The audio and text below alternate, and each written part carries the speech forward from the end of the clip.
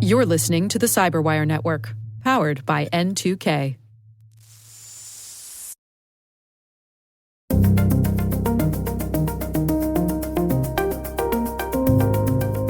Hello, everyone, and welcome to N2K Cyberwire's Hacking Humans podcast, where each week we look behind the social engineering scams, phishing schemes, and criminal exploits that are making headlines, taking a heavy toll on organizations around the world. I'm Dave Bittner, and joining me is Joe Kerrigan. Hey there, Joe. Hi, Dave. And our N2K colleague and host of the T-Minus Space Daily podcast, Maria Vermazis. Maria. Hi, Dave, and hi, Joe. We've got some good stories to share this week, so stay with us. So we have a ton of follow-up this week, and I guess I will take the honors and start off here. We got a listener wrote in with a very detailed accounting of a story about how their husband was the victim of his sextortion scam, and they wisely told their husband to stop engaging with the scammer. And for damage control, they posted on Facebook that they'd been hacked, just in case the scammers acted on their threats of humiliation, try to get in front of it, let everybody know this has happened. And I'm going to read from part of our listener's letter here. They write in, here's where things get interesting, and here's the reason I feel like I need to share my particular story. Mere seconds after I posted my warning that I'd supposedly been gotten by a social engineering attack and was doing damage control, my post was absolutely mobbed by bots offering password recovery and account recovery services, legal aid, help obtaining financial clawbacks, etc. I was floored by how many there were, how instantly they showed up, and how much pressure they applied. You have to act fast. I can help you. Please message me immediately. Reporting it won't help. I would know you have to talk to a specialist, but do it quickly because otherwise he might not be able to help you. And on and on and on. I reported as many as I could, but it was like playing whack-a-mole. What's more, they started liking each other's comments and started commenting on other unrelated recent posts of mine, which I can only assume was meant to disguise the fact that they were not my friends and I had never interacted with any of them before, so they could potentially get at uninvolved third parties who were dealing with something similar. I barely use Facebook at all these days, and was not aware of how out of control the bot problem had become. It was a pretty sharp wake-up call, and I think it may be what prompts me to finally delete my Facebook account altogether. I was just trying to cover my own rear, and I absolutely don't intend to provide an attack vector for scammers. I sincerely hope that no one sees any of these comments and falls for it, because I'd feel absolutely terrible if my attempt at damage control for one scam resulted in any of my friends or relatives getting hit by another. Love the show and really appreciate all we do for awareness on these issues. The first came to mind to me, I describe this as like digital piranha. That's a good analogy. Just the feeding frenzy, right? Right. Yeah. Right. They smell blood in the water and they just attack. And, in mere moments, the entire horse carcass can be stripped of all of its flesh. Down to the bone. To shreds, down you to say. The bone, right. Exactly. So yes, I have seen this sort of thing, not to this degree, but I've seen the bots just jump into action. And I wonder how does it work? How are they monitoring feeds for this sort of thing? Are there Facebook APIs where they can just manage monitor everything that's coming through the public feed? I don't know. My guess is that they have some kind of app that is web scraping or something, some kind of, it's like an API, but maybe they're just using the web interface instead of some API. But they're probably monitoring once they are starting this sextortion scam, they probably start monitoring all the family's feeds for stuff like this. Yep. Because it's probably the same organization doing this. That would be my guess. Yeah. And of course, they have... I was going to say public posts on Facebook are a notorious cesspool. I think I mentioned this some months ago. I had to re-enable my old Facebook account, which is ancient. I don't post on it. And I noticed that if anytime anyone I know uses or makes a post that's public, they always get these awful spam comments kind of no matter what. So don't make public posts on Facebook. But of course, then if you're trying to get found, you can't get found. But yeah, they get swarmed kind of no matter what you post if it's public. I've noticed. Yeah. So I would say, lock down your Facebook accounts so that any of your posting only goes to your friends. Mhm. And that way it's harder for people to scrape them publicly like this. And in this case, all you want to contact are your friends. Right. So that would help. The one time I saw this was I was looking for some tickets for a local theater group, like a community theater group. And I knew the event was sold out. And I posted to Facebook. I said, "Hey, does anybody have any extra tickets for this event tonight?" And somebody I didn't know replied and said, "Yeah, I have a couple tickets. Be happy to sell them to you." And I was like, "Oh, great. How much?" He was like, $500 each. I was like, what are you talking about? I'll take it. Wait. To a local theater event? It was like it was like a $10, sort of little community theater fundraiser thing. So obviously this bot was standing by looking for someone looking for tickets and would just jump in at any time opportunistically and lie and say, "Oh, sure, I've got tickets to that. Here they are," and hope for the best. So yeah, it's just a cesspool. Just a cesspool. Well, thanks for sharing this. This is very interesting. And again, I think probably a solution or at least a mitigation to this is to lock down your Facebook account so that it is not public. Of course, the ultimate mitigation is to get off Facebook altogether, but Yes, wouldn't that be nice? It would be nice. And then some of It's us not get drawn back practical. in, even when we've been Right. off of it for 5 years. I think Maria and Dave, both of you have tried to stop your Facebook accounts, and both of you are still on Facebook, if I recall Yeah, correctly. I took about a 4-year break. Yep. Yeah. Okay, Yeah, I'm it going was to try an great. experiment because I'm recording from home today. I actually have access to my Facebook account. And at the beginning of this, right now, I'm going to say, here's a public post I'm making. I actually have to set the post to public. I'm thinking about buying some tickets to a baseball game. Unfortunately, it's sold out. And I'm just going to post this and see what happens. And by Okay. the end of the show, we'll come back to it. I love this idea. Thanks for being the Real- guinea pig, because I'm not Real-time doing that. experiment. Right. No, Right. thank you. I'll delete the post Well, before the end. Speaking of not doing that, our next letter, Don't do what I did and fessed up to doing. someone writes in and says, "I listened and smiled when Maria boldly clicks on suspected links to see where they go. To I boldly myself click am on curious." links no one should be clicking. Worst Yeah. Star Trek spinoff ever.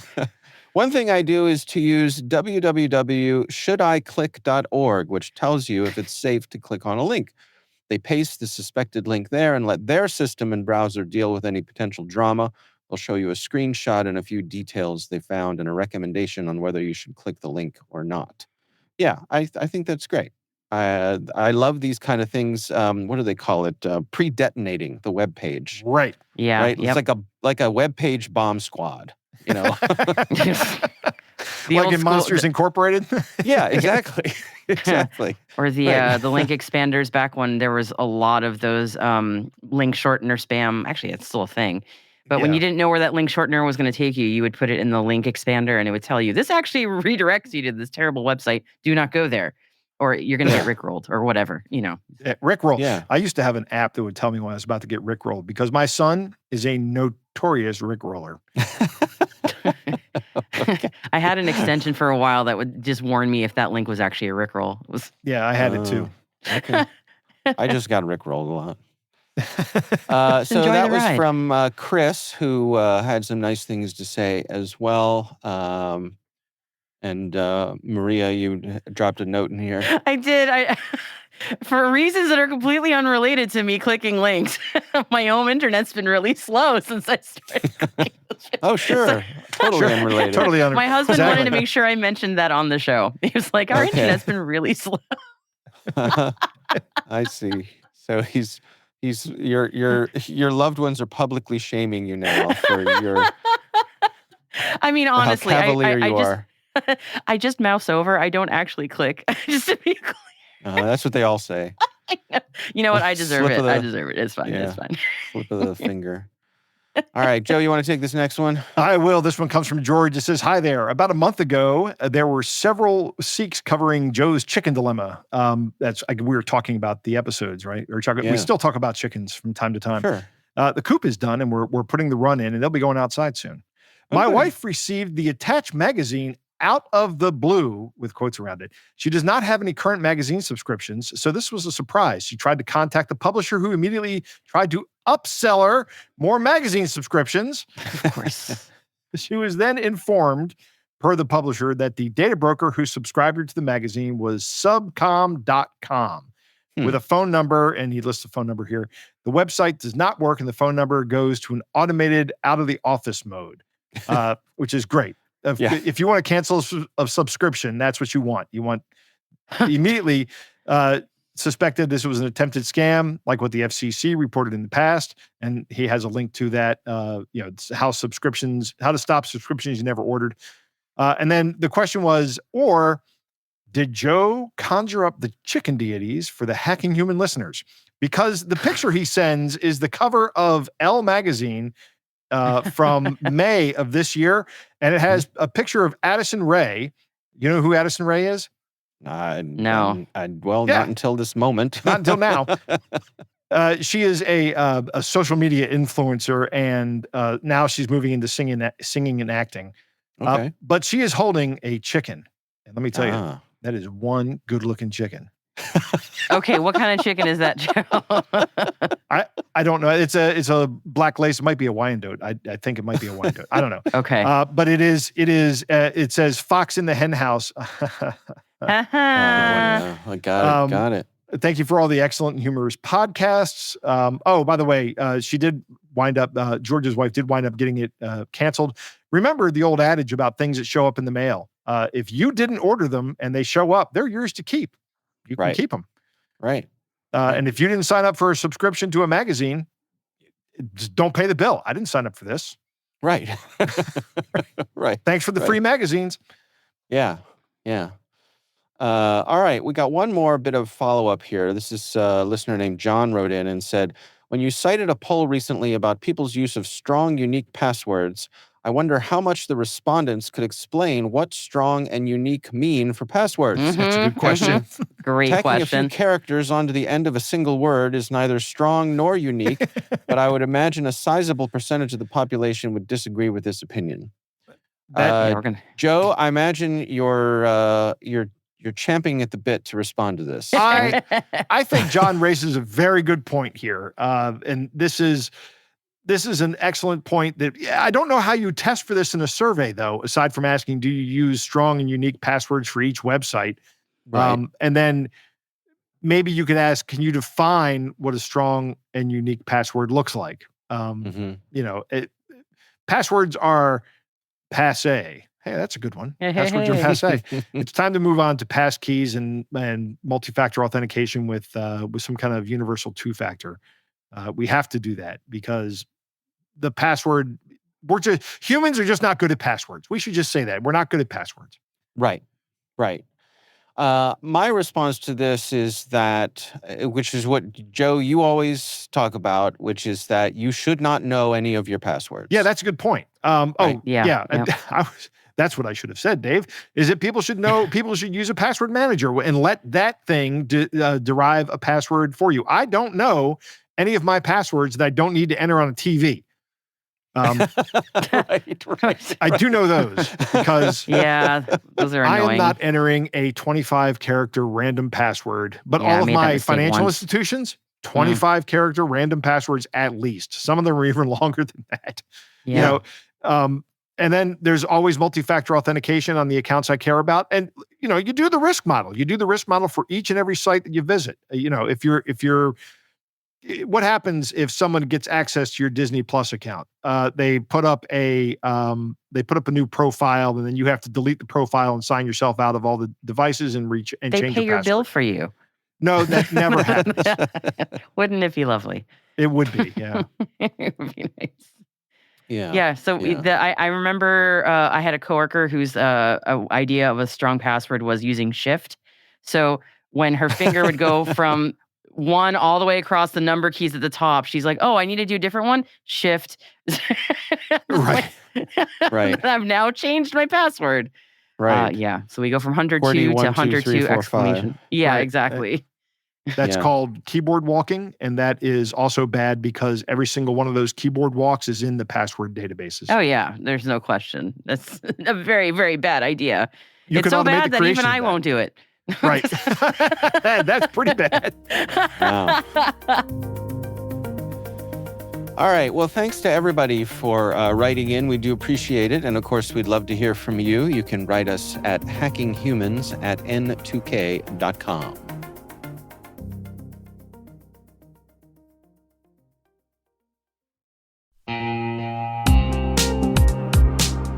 And now, a word from our sponsor, ThreatLocker, the powerful zero-trust enterprise solution that stops ransomware in its tracks. Allow Listing is a deny-by-default software that makes application control simple and fast. Ring fencing is an application containment strategy, ensuring apps can only access the files, registry keys, network resources, and other applications they truly need to function. Shut out cybercriminals with world-class endpoint protection from ThreatLocker.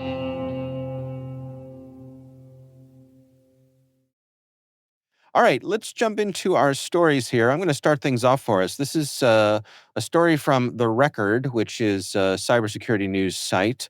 And they are chronicling some China-linked hackers who are using fake websites, impersonating major brands to steal people's payment data. And some of the brands include Apple, PayPal, Nordstrom, Hermes. Is that the right way to say it? Hermes? Hermes? No, you Hermes? drop the H. Hermes. Hermes. Oh, Hermes. Hermes. Okay. Okay, Mhm. got it. All right. And Michael Kors. So, premium brands, it would Right. seem like, at least Nordstrom and Hermes are. Hermes. Um, and they're using thousands of these websites that mimic the real retailer designs. So in some ways, they're lifting the real websites, duplicating them, and all of the functionality is there up to and including putting in your payment information. They have some legitimate Google Pay widgets on them to get people to pay, to put in their payment information or to gather up the funds through Google Pay. Amazing. But there's no product. So you go through and you think you're going to buy what you're going to buy, and you do not get your stuff, even though when you check out, it appears as a regular checkout. It appears, everything looks on the up and up. But ultimately, you will wait a little while and you'll wonder to yourself, hey, where's my iPhone? Or where's the thing I ordered from Nordstrom? And they never come. And all they Mhm. do is they get both the money that you put in and your payment information as well. So that's basically what they're harvesting. Again, they're sourcing this back to China. They're not sure how many victims or losses have resulted from this scam. They say many fraudulent sites were taken down, but thousands remain active. And I just wonder, like, how do you fight this? Because I'm imagining they're also using very convincing URLs. Yeah, they're Right. probably using domain squatting, the kind of, well, that's not, it's impersonation. It's not buying a domain and sitting on it for a while. They're actually buying domains that look similar. They're lookalike domains. That's the term. Right. They're looking for lookalike, or they're using lookalike domains. So like the Nordstrom may have the, maybe the Swedish O in one of the O's. Right. They're using, what is it, the Unicode characters that Right. look exactly the same, but Yep. are not exactly the same. They're not exactly the same. That's correct. Yeah.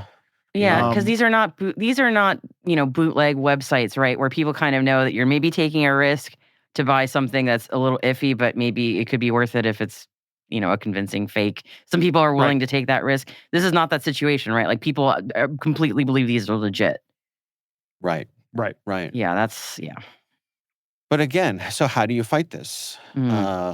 Because we can't trust search engines. No, you Right. can't. no, not anymore. I mean, I guess with major brands, that, Apple.com, PayPal.com, Nordstrom. So Mike, manually type it in. Don't take a link from a place like Facebook or any of the other social media places. the real I would question say- is, the real question here for me is, how are they starting this chain of events? What's the first step? Are they buying fraudulent ads on Google? We've seen that. Are they using Facebook as, like you suggested, Dave, and just putting ads on Facebook that are just straight up scam ads? Right. Are they using some kind of search engine optimization that raises their site to the first page of results?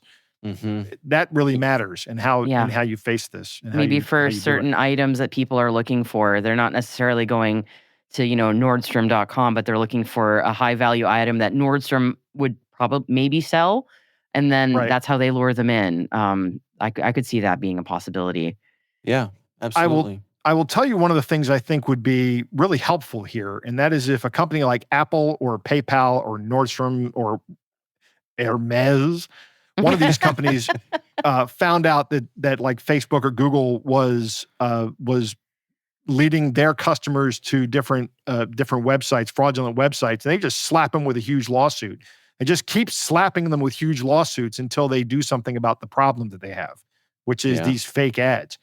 I think that's the only way you get a company to pay attention, because they don't care as long as their shareholders are happy. Well, start angering their shareholders, start scaring their shareholders, start doing that. Yeah, that's what has to happen. It's like a Godzilla versus Mothra movie, right? You get the two big giants duking it out, right, with big lawsuits. Yeah, that's what you do. Yeah. All right. Well, we'll have a link to the story in the show notes. This is kind of a cautionary tale. Just, be extra vigilant when you're going to these sites, because some of these are big purchases. You're going to buy something like a laptop or an iPhone or, whatever. Even a Hermes watch would probably be very expensive. Hermes, some of their bags are extraordinarily expensive, like tens of thousands of dollars. So yeah. Does it do a different job than a regular bag? No, it's all just bragging to other people that you can afford this expensive bag. It's a whole thing. Look up the Birkin bag and go down that rabbit hole and enjoy. The Birkin bag. What is that? The Hermes Birkin bag. Yes. All right. BIR. Not okay. Never mind. I'll tell you offline. Okay. All right. Let's move on here. Joe, what do you have for us? So I have a story from Ravi Lakshmanan from Hacker News. And this is a story that is based on some research done out of Trellix, which is the company that I think now owns the McAfee virus scanner and their EPO product, their ePolicy Orchestrator, which I actually used to do integrations on long ago. But it's just interesting to see where these companies go, and it's that one has a really interesting history. Anyway, they're quoting Trellix researcher Srini Sridhapati, and they're talking about this phishing scam that Dave, you had a story a couple weeks ago about a phishing scam that was like a resume-based phishing scam, where they would send you to a website. This has a lot of similarities. The targets are completely different. In Dave's story, they were targeting HR people. Here, they're spear phishing CFOs from and other financial executives at banks, energy companies, insurers, investment firms, and these they're located across the world, around the world. So, what they're doing is they're impersonating a company called Rothschild and Company. You ever heard of the Rothschilds? Rothschild? Rothschild, yes. Rothschild. Yes. Can never get their name right. That's a big financial services firm, very big. And if you were a CFO or a financial executive, they send this to you and go, hey, we're looking to recruit people. So it's kind of like the opposite way of, hey, I'm looking for a job. It's, hey, we're looking for somebody. So if you open up the email that they send you, it's an infected zip file that contains a JavaScript that downloads a second file that's a Visual Basic script. I'm getting too in the weeds here, but if you that download happens automatically, then immediately after that file opens up and downloads, does four things or two things. First, it downloads three things. I don't know how many, a lot of things. First, it downloads two Microsoft installer files, right? One of them is for NetBird, which is a remote access tool, like a help desk access tool.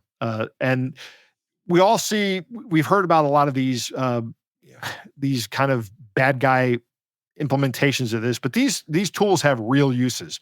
Of course. The other thing it does is it downloads OpenSSH, which is a server, so they can access your computer remotely without using, the interface that you're using, like your desktop. Then it creates a local admin account that's kind of hidden, and it enables remote desktop protocol. That's Okay. everything that the third file does. So it's you open the file, that downloads a second file, which then downloads a third file and does all this malicious stuff. Huh. Okay, so it is a very complicated attack, a pretty advanced attack. And Sid Hapati says that this is a quote from Siri Hapati. The attack isn't your typical phishing scam. It's well-crafted, targeted, subtle, and designed to slip past technology and people. It's a multi-stage attack where the adversaries use social engineering and defense evasion techniques to create and maintain a persistent access to the victim system. Oh, there's one thing in here that I totally forgot to mention. One of the other similarities between the attack that you were talking about a couple of weeks ago and this one is also using a CAPTCHA service. And they say it's using the CAPTCHA service to avoid things like Cloudflare flagging it as a phishing landing page. Oh. So if you put that okay. CAPTCHA service on the front of that, then these other tools that, take a look at it, use AI to say, hey, this is trying to look just like Microsoft's page, and it's a login page. But that automatic system can't get past the CAPTCHA, so it doesn't flag it as a phishing page. But you, the human, are very good at getting by CAPTCHAs. So you do, and then you wind up at the phishing page. So a lot of similarities to this and the other attack. These things are getting really, really advanced, these phishing attacks. They're getting really advanced and really hard. Once you click on that JavaScript, it's pretty much game over. These installs happen so quickly. I was going to say milliseconds, right? Yeah. It's, all that stuff I described in that long drawn out explanation happens almost immediately. And then you're hosed. That person has access to the back end. If you are a CFO of a large financial institution, that's a lot of damage that somebody can do.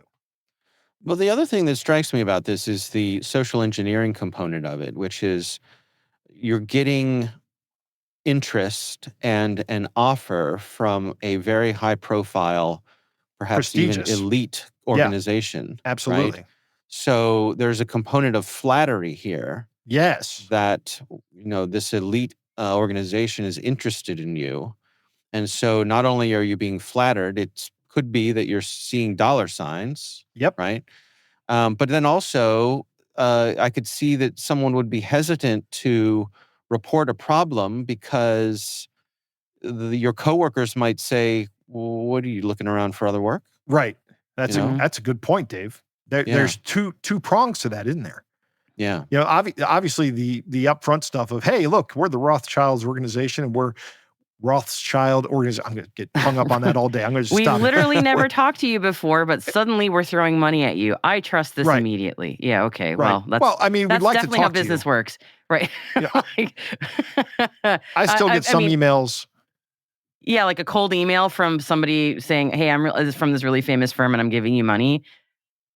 I do get cold emails from companies I've heard about that are like, hey, we're hiring. We just got a new contract in here. We'd like you to take a look and go apply for some things.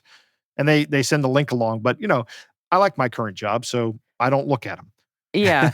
No, the thing that occurs to me when you were describing the chain of events was I was thinking to myself, I would hope that there'd be some local control that would stop this attack in its tracks at several different points.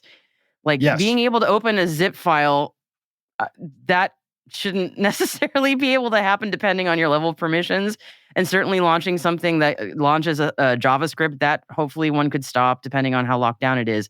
But creating a local admin account, that shouldn't be easy to do. I mean, again, I'm thinking like this should be locked down, but I know it's not. Obviously, that's why it works. Right. But there's so many points at which in this attack where I'm thinking that shouldn't be allowed to happen.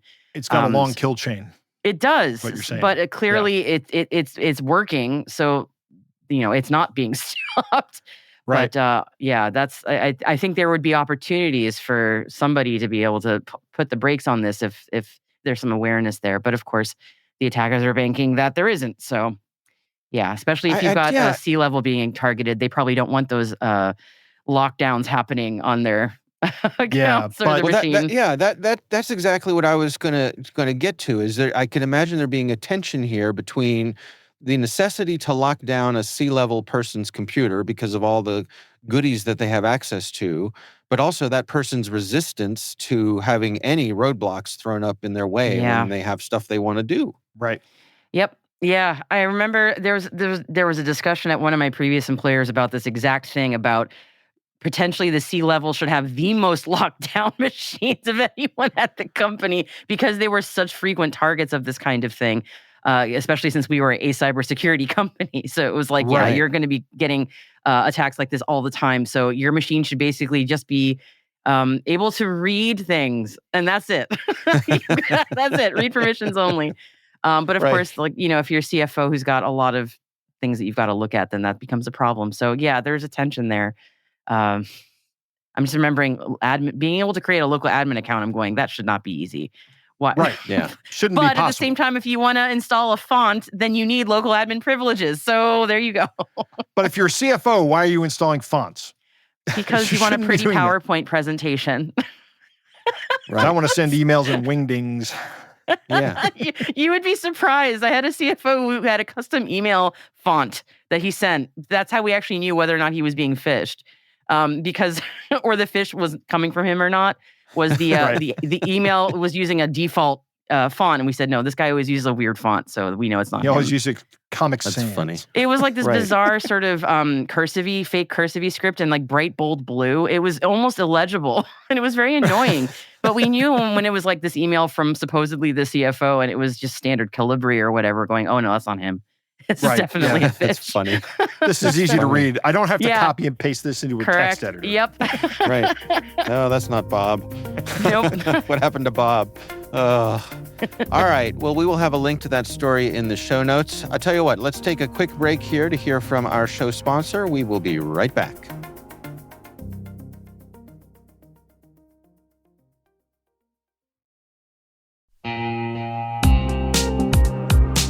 And now, back to our sponsor, ThreatLocker, the powerful zero-trust enterprise solution that stops ransomware in its tracks. ThreatLocker Protect is the core ThreatLocker product focused on endpoint security, designed to prevent unauthorized software from running, control how applications interact, and manage access to storage devices. Its building blocks are allow listing, ring fencing, and network control. Allow listing is a deny-by-default software that makes application control simple and fast. Ring fencing is an application containment strategy, ensuring apps can only access the system resources they truly need to function. Network control locks down access by port, source IP, or dynamically with ACLs that automatically update as IP addresses change. Shut out cybercriminals with world-class endpoint protection from ThreatLocker. And we thank ThreatLocker for sponsoring Hacking Humans.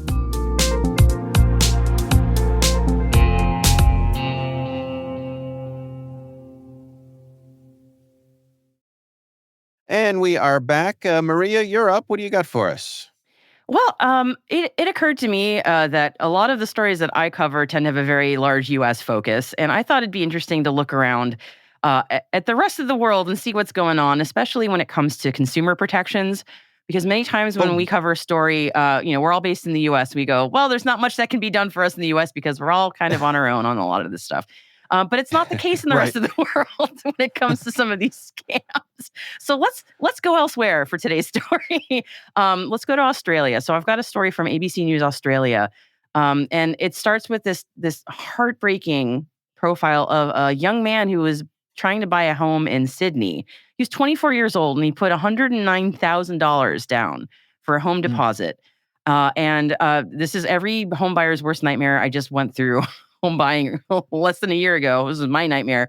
And he got a fake email from someone pretending to be his real estate lawyer. His conveyancer is the word that they use in Australia. And it had fake information on where to basically send his home down payment and fake bank details. And he sent that $109,000 before he realized it was a scam. Like on the morning he was supposed to get his keys, which is just, oh my God. And he went to his bank saying, listen, I've just been scammed. Please help me get that money back. And even though he was super fast about it, he did not get his money back, and the bank was not able to help him. So he filed a complaint with the Australian Financial Complaints Authority, which is, for our U.S. listeners, a better, roughly equivalent to the U.S. CFPB dispute resolution. That's sort of the somewhat equivalent, but not quite. And the AFCA said that the bank had warned him, like, hey, you got to make sure where you're transferring this money is the correct place. So we can't have them reimburse you the money that you lost, because the bank did their job, saying, be careful. And that was all the bank needed to do. For this young man who lost all his money, that he ended up getting his house because his family helped him fill in the blanks with the money that he lost. But he had absolutely no cash left over for, actually improving this house that he bought.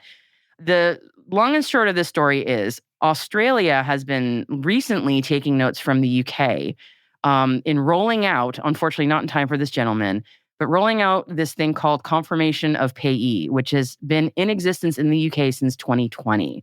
And basically, Confirmation of Payee warns users if the account name does not match the routing number and account number. So if there's a weird mismatch there, it'll tell you before any money is sent, hey, something's fishy here. Australia has been rolling this out over the last year at least, and it sounds like it's pretty much ready to go for prime time. But it's not exactly the same as what the UK system has been doing. And I should note for our US listeners, we have nothing like this. we have little bits. I've heard of something like this coming, although I don't think it's ready yet. But I think this is interesting, the Confirmation of Payee. And I can't remember where I heard this, but there's some kind of that uses the same data points, that you're sending. Who are you sending this to? I'm sending this to this title company. Well, that account is owned by Joe Kerrigan. You can't send Joe Kerrigan $109,000 that's intended for this title company. Right. And I'm pretty sure it was a U.S.-based thing. I mean, but so the differentiation is, we don't have anything national, and I think Canada is also working on something like this, but they don't have it yet either. But they're further along ahead. So for me, as a U.S. person, I'm thinking there is no national standard here, like a Confirmation of Payee standard across all U.S. banks. Some financial institutions have some sort of things like this in some parts of the United States. So some will say, hey, if you're trying to do what we have is the ACH system here, the Automated Clearinghouse, is that what it stands for? I don't remember. ACH is our sort of version of the routing number basic. Our financial listeners are pillaring me on this, but the ACH is what we use. I'm not a financial person. This is probably pretty clear right now.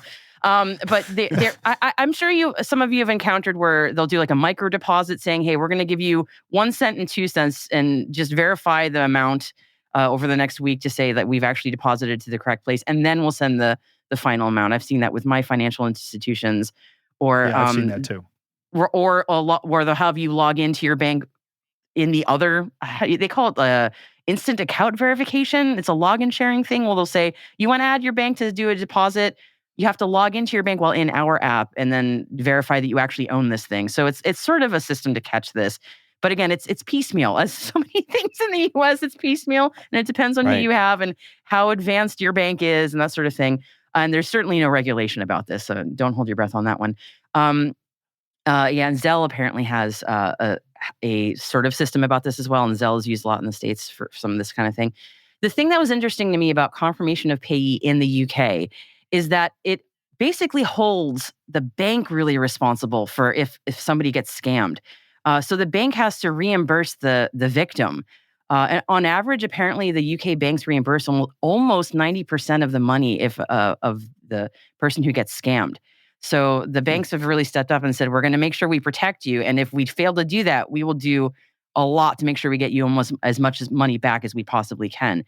In Australia's case, this is the big complaint in Australia right now, is that scam losses there are only covered 2 to 7% on average.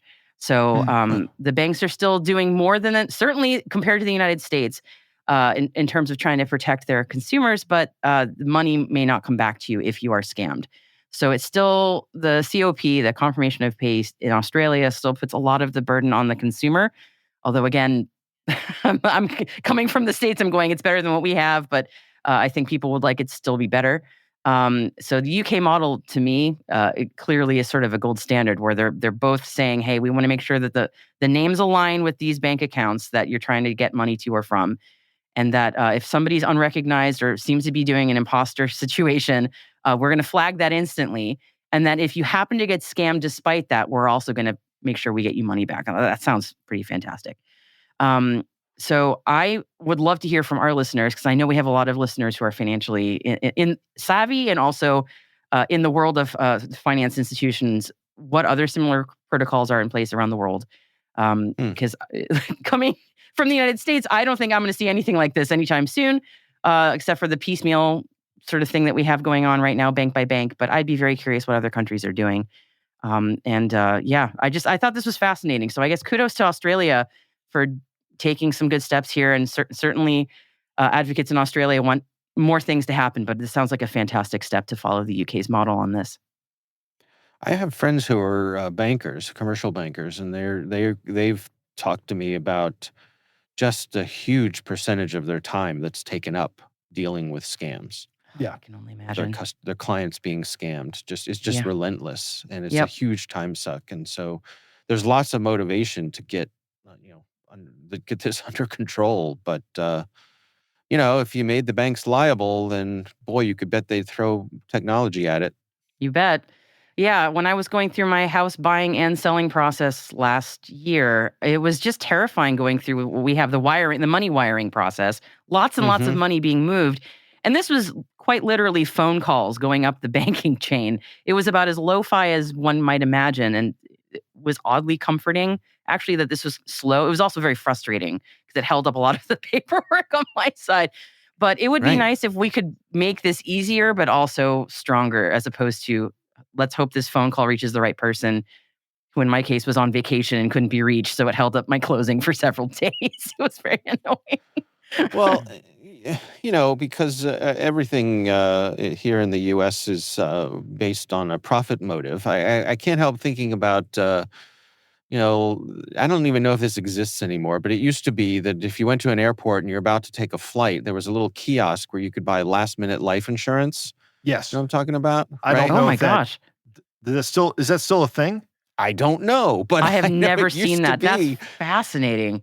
Right. There's a little kiosk, and you could, I don't know, just, it wasn't expensive, but you could buy last minute life insurance. And it was just, playing off of people's fear of flying.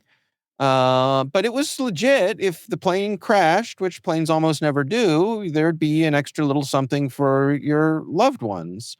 And I can't help thinking, like, for major transactions like settling mortgages and things, could there be an opportunity here for a small last minute insurance policy that the money will go through, and the vast majority of times the money does go through, but if you happen to be victimized, then whatever it would be, $10, $100, who knows? Depending on how often this happens, you'd have to have an actuary look at this. Right. But I wonder here's if that my would be thinking. viable. Yeah. Here's my thinking on this. This Lewis May guy received a fake email from someone posing as his conveyancer, which is a real estate attorney in Australia. Was that a business email compromise attack? Was that coming from, how'd they know to email him? This seems like he should be saying something to the conveyancer, or getting somebody to sue the conveyancer, or saying to the conveyancer, hey, I hope you have errors and omissions insurance, because I just got scammed out of $109,000 because someone impersonating you from your email sent me an email that said, put the money over here. That's where I think the blame lies and the liability lies. Yeah. I remember, again, Joe, you've recently sort of gone through this process too, I think. There were all sorts of disclaimers saying, if you get any kind of email from anybody that's not literally directly me, and also if you don't get a phone call about it, do not trust that email. Because a lot of this information becomes public record once it starts going through the legal system. So I have to wonder if maybe that's what it was. Is something public essentially was intercepted, for lack of a better term. It could be. Everything that I remember going through this twice last year, and it was literally like everything had to be verified in person or by phone call email was just not to be trusted. It was a starting point of basically, hey, we're moving on to the next step. Do not convey anything through this. Everything you need to call someone. Right. It which is just wild to me that's how it's still going, at least states-wise. No, that's fine. I think it is. I mean, like, I appreciate it. I didn't want to lose my money, obviously. And again, I mean, Yeah. It cost you a couple extra days, and I get that that's frustrating, but I didn't want to lose my happened. money, but it's also like it was 2024. Yeah. It's like, what year is this? So yeah. Well, I will never forget when I was standing in line at this was probably 20 years ago. It was 2 houses ago, because I remember the polling place, and there was somebody standing in front of or behind me going, "Why are we standing in line to do this? Why aren't we doing this online now?" And I turned to her and said, "If we did it online, I guarantee you my candidate would win every time." I just stared at her, and you don't want that. Right. Especially the way you vote, Joe. Right, that's right. Early and often, right? Right, yeah. That's right. Well, just once, right. but there's some radical fringe party. I don't know. All right. Well, again, we would love to hear from you. If there's something you'd like us to consider for the show, please email us. It's hackinghumans@n2k.com. Joe, Maria, it is time to move on to our catch of the day.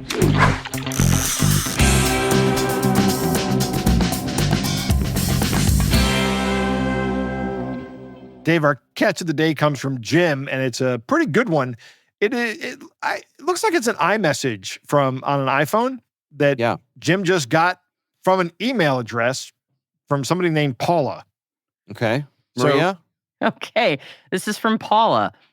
Hello, I'm Emma from the HR team at Work Remotely, and we recognize that you have excellent potential for career advancement and would like to introduce you to a remote, high-paying job opportunity. Location, flexible anywhere. Hours, 30 to 90 minutes per day. Training, comprehensive free training provided. Compensation, $200 to $3,000 per day. Paychecks are paid daily. Recruitment requirements, age 24 plus. Benefits, 401k and health insurance upon hire, and 20 to 30 days paid annual leave, helping you achieve a better work-life balance. If you would like to know more, please write to me via WhatsApp or Telegram. And the Telegram address is @Linda. Right. Oh. So Jim had some comments. He said, these guys really need to up their game. The claims are beyond ridiculous, but sadly, some folks will fall for it, which is correct. The annual salary of over $750,000 for only working 90 minutes a day. Yeah. You can work from anywhere. There's free training, and you get 30 days off a year paid.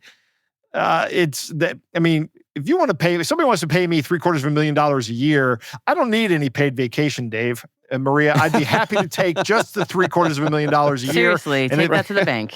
Yeah, and if I happen to take a couple days off and you just don't pay me for those days, that's fine. That's fine. I'd be happy with it. Right. And then finally, Jim points out that Paul is using Emma's email to ask him to contact Linda, which seems legit, right? But Emma also. Right. Paula, Right. Emma, Linda. Yeah, did I say that right? Paul is using Emma's email. Linda. Emma's using Paula's email to contact Linda. Right. Were we in middle school? Right.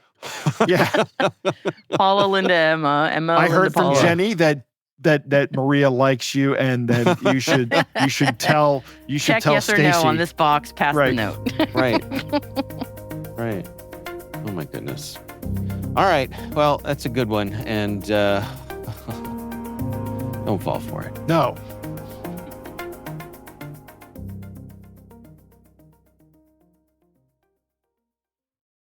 Thank you to ThreatLocker, the powerful zero-trust enterprise solution that stops ransomware in its tracks, for sponsoring Hacking Humans. Visit threatlocker.com. That is Hacking Humans, brought to you by N2K Cyberwire. We would love to know what you think of this podcast. We are conducting an audience survey through the end of this summer. You'll find a link in the show notes, and we do hope you will check it out. This episode is produced by Liz Stokes. Our executive producer is Jennifer Iben. We're mixed by Elliot Peltzman and Trey Hester. Peter Kilpie is our publisher. I'm Dave Bittner. I'm Joe Kerrigan. And I'm Paula, Emma, Linda, Maria Varmazes. Thanks for listening.